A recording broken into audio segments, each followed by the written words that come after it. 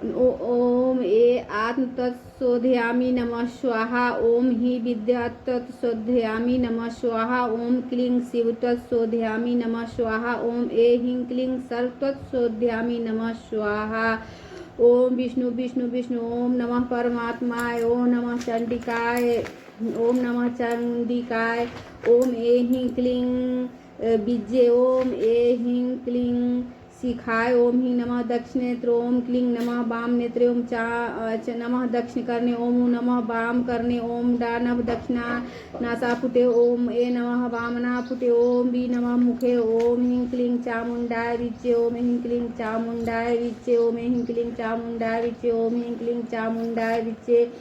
ओम मध्यम चरित्र के विष्णु ऋषि महालक्ष्मी देवता उष्णिका छंद शाकंभरी शक्ति दुर्गा बीज वायु तत्व यजुर्वेद स्वरूप है। श्री महालक्ष्मी की प्रसन्नता के लिए मध्य चरित्र के पाठ में इसका विनियोग है। मैं कमल के आसन पर बैठी हूँ, प्रसन्न मुख वाली महिषासुर मर्दिनी भगवती महालक्ष्मी का भजन करती हूँ, जो अपने हाथों में अक्षमाला फरसा गदा ब्रज बाण पद धनुष कुंतिका दंड शक्ति खड़ग ढाल संग घंटा मधुपात्र शूल पास और चक्र धारण करती है। पूर्व काल में मैं देवताओं और असुरों में पूरे 100 वर्षों तक घोर संग्राम हुआ था। उसमें असुरों का स्वामी महिषासुर था और देवताओं के नायक इंद्र थे। उस युद्ध में देवताओं की सेना महाबली असुरों से परास्त हो गई। संपूर्ण देवताओं को जीत कर महिषासुर इंद्र बन बैठा था। तब पराजित देवता प्रजापति ब्रह्मा जी को आगे करके उस स्थान पर गए जहाँ भगवान शंकर और विष्णु विराजमान थे। देवताओं ने महिषासुर के पराक्रम तथा अपनी पराजय का यथावत वृत्तांत उन दोनों देवासुरों से विस्तार पूर्वक कह सुनाया। वे बोले, भगवान महिषासुर सूर्य इंद्र अग्नि वायु चंद्रमा यम वरुण तथा अन्य देवताओं के भी अधिकार छीनकर स्वयं सबका अधिष्ठाता बन बैठा है। इस दुरात्मा महिष ने समस्त पृथ्वी पर विचरते हैं समस्त देवताओं को स्वर्ग से निकाल दिया है। अब वे मनुष्य की भांति पृथ्वी पर विचरते हैं। दैत्यों की यह सारी करतूत हमने आप लोगों से कह सुनाई। अब हम आपकी ही शरण में आए हैं, उसके बच का कोई उपाय सोचिए। इस प्रकार देवताओं के वचन सुनकर भगवान विष्णु और शिव ने दैत्यों पर बड़ा क्रोध किया। उनकी भवें तन गई और मुंह टेढ़ा हो गया। तब अत्यंत कोप में भरे हुए चक्रपाणी श्री विष्णु के मुख से एक महान तेज प्रकट हुआ। इसी प्रकार ब्रह्मा शंकर तथा इंद्र आदि अन्याय देवताओं के शरीर से भी बड़ा भारी तेज निकला। वह सब मिलकर एक हो गया। महान तेज का वह पुंज ज्वाल्यमान पर्वत सा जान पड़ा। देवताओं ने देखा, वहां उसकी ज्वालाएं संपूर्ण दिशाओं में व्याप्त हो रही थी। संपूर्ण देवताओं के शरीर से प्रकट हुए उस तेज की कहीं तुलना नहीं थी। एकत्रित होने पर वह एक नारी के रूप में परिणित हो गया। अपने प्रकाश से तीनों लोक में व्याप्त जान पड़ा। भगवान शंकर का जो तेज था उससे उस देवी का मुख प्रकट हुआ। यमराज के तेज से उसके सिर में बाल निकल आए।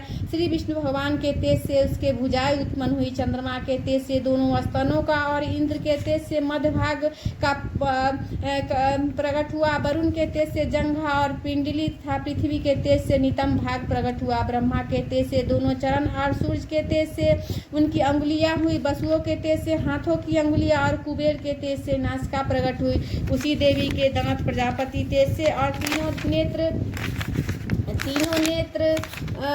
अग्नि के तेज से प्रकट हुए। उसकी भवें संध्या के और कान वायु के तेज से उत्पन्न हुए थे। इसी प्रकार अन्याय देवताओं के तेज से भी उस कल्याणमयी देवी का अभिभार हुआ। तदंतर समस्त देवताओं को तेज पुंज से प्रकट हुई देवी को देखकर महिषासुर के सताए हुए देवता बहुत प्रसन्न हुए। पिनाकधारी भगवान शंकर ने अपने शूल से एक शूल निकाल कर उन्हें दिया। फिर भगवान विष्णु ने भी अपने चक्र से चक्र उत्पन्न करके भगवती को अर्पण किया।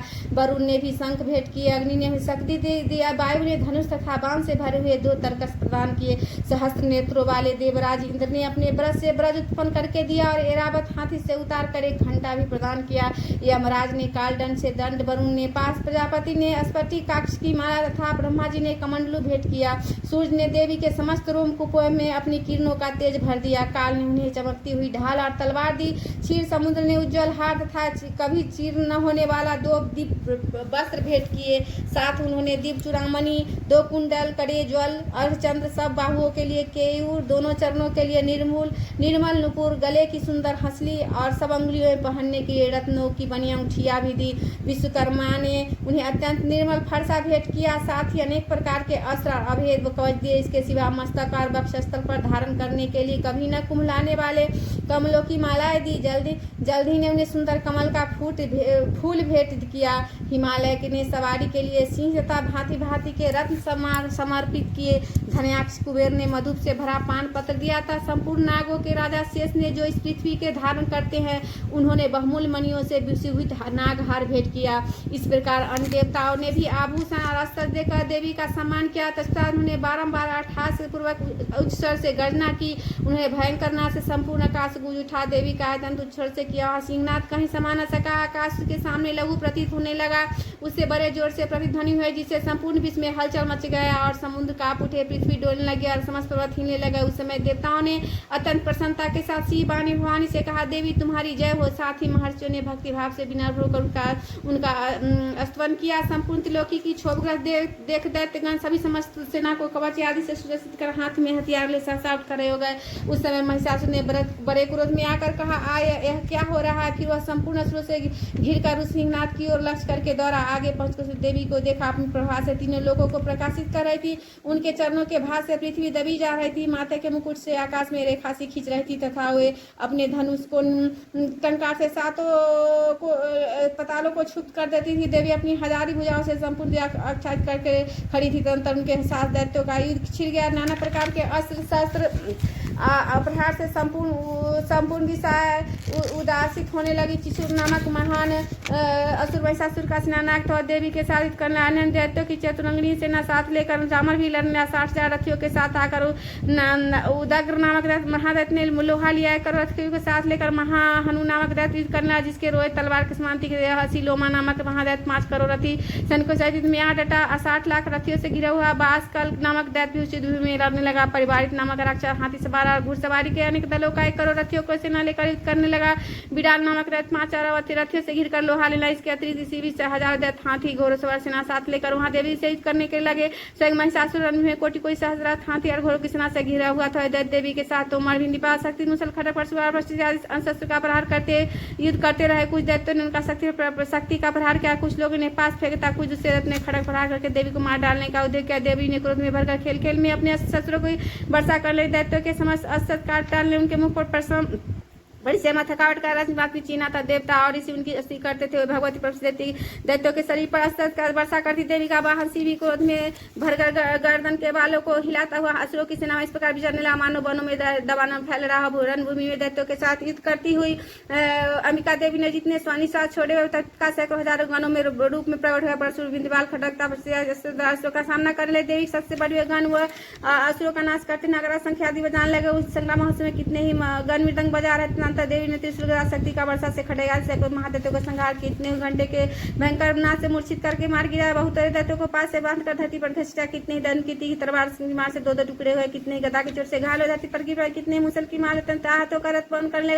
कुछ दसूल से छाती फट जाने का पीठ पर ढेर हो गया। उस रण में बाण समूह की दृष्टि ही कितने हसलों की कमर टूट गई। बात की तरह झपटने वाली देवी पर दैत्यगण प्राण से हाथ धोने किन्हीं की बाहें छीन होगी, कितने के गर्दन कट, कितने के मस्तक कट करके गिरने। कुछ लोगों ने सभी विभाग में युद्ध होगा। कितने महादैत्य जांघें कट गए, जाने से पृथ्वी पर गिर पड़े। कितने की देवी ने बाहा एक पैर की तलवार लेकर टुकड़ों कर दिया। कितनी ही दैत्य मस्तक कट जाने पर गिर कर फिर उठने के केवल धर के रूप में अच्छे हथियार में हाथ ले देवी करने लगी। कुछ दूसरे कदम के बाजों की लेकर नाचते थे। कितने ही बिनासिर के धर हाथों में खड़क सत्य लिए दौड़ते थे। दूसरे को महादैत्य कहते देवी को लगा था। जहाँ घोड़ संग्राम हुआ, कहाँ की धरती देवी के गिरा हुआ हाथी घोड़े अर्सुर की लाशों से ऐसी पटी हुई थी, वहाँ चलना फिर असंभव हो गया था। दैत्यों के सेना ने हाथी घोड़े असुरों के शरीर में इतनी अधिक मात्रा में रक्तचाप हुआ कि थोड़ी देर में वहाँ खून की नदियां बढ़ लगी। जगदम्बा ने असुरों की विशाल सेना को छल नष्ट कर दिया। ठीक उस तरह जैसे तीनार काट के भरी ढेर को आग भी कुछ नष्ट कर देती है और वसी गर्दन करने वालों को हिला हिलाकर जोर से गर्जना करता है। दैत्यों के सभी अभिमान उनके प्राण चुने लेता है। वहाँ देवी के गणों ने भी महादैत्यों के ऐसा किया जिसके आकाश में खड़े देवतागण पर संतुष्ट हुए फूल बरसाने लगे।